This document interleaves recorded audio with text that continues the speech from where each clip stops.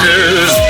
Excuse me, taxi. Okay, man, we're looking around. This is the 77 WABC minicast. And let's go to Melissa DeRosa, former senior aide to Governor Cuomo. Melissa, what the heck is happening with the Democratic Party? Is there like a Democratic civil war this weekend? You see Ro Khanna out there who was saying, we got to get rid of the old faces. We got to move towards the new. He's referring to the Democratic Socialists of America. Well, it's good to be back with you guys. I hope everyone enjoyed the Knicks victory over the weekend. It definitely was sweet for all of us. Nice way to bring us all together. And on the other hand, you have the Democratic Party, which is steeped in this, as you said, Rita, this civil war. And it's playing out in our own backyard in a truly fascinating way, because you've got Chuck Schumer, who is the Senate Minority Leader, but the conference leader of the Democrats, and Hakeem Jeffries, the conference leader of the Democrats for the House. And they've got preferred candidates in Brooklyn, in Washington Heights, in the Bronx. And then you've got Zohran Mamdani and Bernie Sanders coming in to instead support and endorse people who are members of the DSA, who frankly have no qualifications, who have taken positions that to call them radical is an understatement of the century. Just the anti-American, anti-LGBTQ, anti-white, anti-everything you could possibly come up with. Not just, defund ICE, abolish the border. Like the things that some of these candidates who Bernie and Zohran Mamdani are supporting against Hakeem and Chuck Schumer's preferred choices, who are also, by the way, incumbents, people like Adriano Espaillat, people like Dan Goldman, who are real Democrats, who have always towed the Democratic Party line and have been firsts in their own right in different ways. And they're coming into Hakeem and Schumer's backyard because right now this is the tail that wags the dog. This is the socialists are trying to make their move to take over the Democratic Party and fooling it all the way to the extreme. And it's playing out here in New York. And right now we've got early voting going on. So we'll see as soon as Tuesday, what comes of this. But between that and Ro Khanna's comments and a lot of other things that are going around the country, Graham Plattner, Al Sayed in Michigan, make no mistake, the party is on the precipice of splitting open. Yeah. So who wins this fight? And then, the other thing I thought of, too, was you've got Chevalier. That's the woman, the Democratic Socialist, who Mamdani's backing in New York. And then you got in D.C. that woman who looks like she has a good chance. And she's a Democratic. She's a Democratic Socialist. She looks like she's going to be elected as mayor of the District of Columbia. Isn't that awful? Yeah. And they pick like solid Democrat seats. It looks like that's the interesting thing, Lisa, Melissa. You look at like the Hamaway in New Jersey. That's a very solid Democratic seat there. So they kind of prop them up with big money, big social media, big efforts. You see it also, it's against Espaillat and Chevalier. And then you've got obviously DC too. So they sort of know where they can kind of prop them up, and then hopefully they win in their party, but it's bad for America. No, exactly. They're going after these safe Democratic seats so that they don't have to confront a general election necessarily. And even in places like Michigan, which is purple, Al Sayed is running with his arm around Hassan Piker and Bernie Sanders, and he's running on the DSA type platform.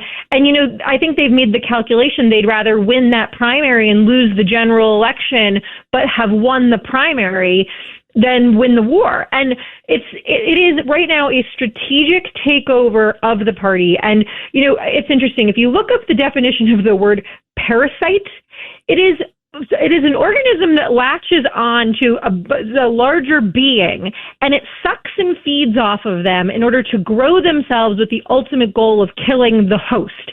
And that is what is happening. The socialists are parasites on the Democratic Party, and they've latched on, and they are now trying to take No, you're over wrong. The traditional They're parasites Democratic in the entire country. Yeah. And it's just, and I like to remind people, Bernie Sanders, who's out there leading the charge on this, is number one, every time they say, oh, it's time for the older guard to retire and step aside. Okay, well, Bernie Sanders is like 122 years old. So is he stepping aside too? Because I don't think the rules should just apply to... And Melissa, he's never been a Democrat. And that's my other point. Right. He's never been a Democrat. But he Never loves the declared himself Democratic a Democrat. Socialists, so that's all that matters. Exactly. And they use our party line in order to get these fringe candidates with no experience and no real pathway forward to get anything done for real people elected purely on ideological and class warfare grounds. And so it's playing out across the country, but we have a front row seat right here in New York City, and we'll see what happens next Tuesday. They're putting a lot of political capital into those 3 congressional seats.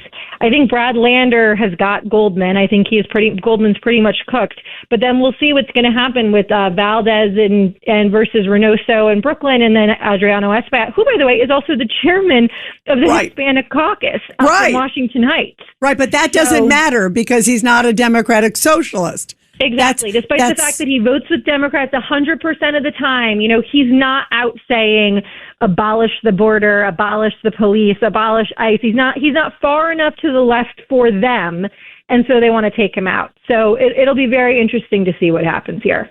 Yeah, and it's so dangerous for the country. That, to me, is the big issue, too, Melissa, that it's so dangerous that they are willing to allow people like this to proceed. And you look at some of the policies of them, abolish ICE. I mean, over the weekend, we even heard Zohran Mamdani constantly bashing ICE, saying, mass men swooping people off the street. And that's what you're hearing from a lot. It's like the same rhetoric, anti-Semitic, anti-law enforcement. Like, this is not a good trend. So let's get this straight. So Antifa and Black Lives Matter protesters, they can wear masks, but law enforcement can't. That is something else, that double standard, which makes absolutely no sense. And by the way, wreak havoc while they're doing it, right? Destruction of property, bullying of people. And Hochul passed a pretty toothless mask ban last year and, signed it with great fanfare and pretending it was an accomplishment, but really it's not been enforced at all. And the people who are wearing those masks are bullying, intimidating, harassing people who are going about their lives, whether it's because they're Jewish, they just happen to be in the wrong place at the wrong time, whatever it is.